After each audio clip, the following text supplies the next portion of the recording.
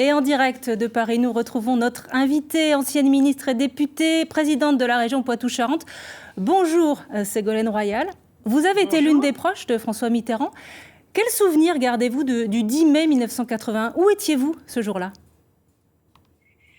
D'abord, merci de m'inviter. Ça me fait très plaisir d'être sur France 3 Poitou-Charentes parce que mon principal souvenir de François Mitterrand, bien sûr, c'est le 10 mai, puisque c'est le basculement de l'histoire à ce moment-là qui s'accomplit, mais c'est surtout des souvenirs de la région et notamment du Marais Poitevin. Et ce témoignage que je peux apporter, c'est cette capacité à accorder autant d'importance à l'infiniment petit et à l'infiniment grand. C'est-à-dire que son implication sur le Marais Poitevin, on avait bataillé avec les maires du Marais pour protéger le Marais contre le passage de l'autoroute.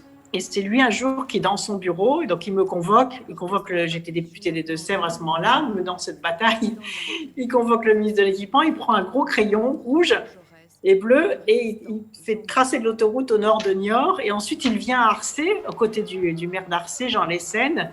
On voit encore ces images magnifiques de la foule qui est là.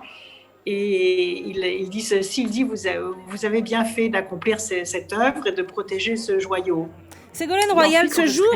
Sa ministre de l'Environnement, nous irons donc au premier sommet de la planète, à Rio, où déjà la question du réchauffement climatique, de la crise de la biodiversité, de la désertification de la planète est déjà posée. Oui, il y a Est-ce que vous m'entendez, Ségolène Royal? M'entendez-vous? C'est l'articulation, moi je pense, entre ce qu'il a connu dans sa région, je viens d'entendre les habitants de Jarnac, donc cette osmose avec la nature qu'il a aussi Ségolène Royal, sensible. Ce jour anniversaire, Ségolène Royal, c'est aussi une façon pour la gauche qui est fracturée de faire le bilan. Est-ce que cette gauche aujourd'hui a encore un avenir ?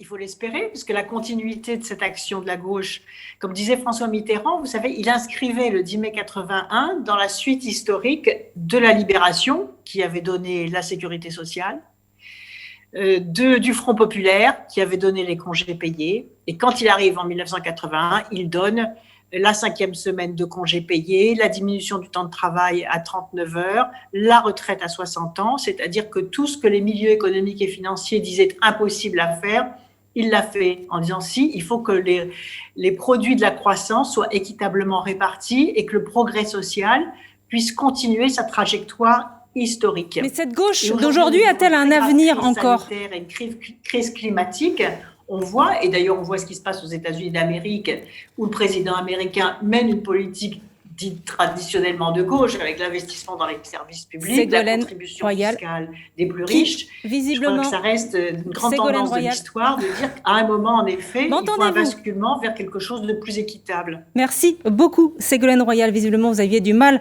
à m'entendre. Je vous remercie d'avoir été en duplex de Paris dans ce journal.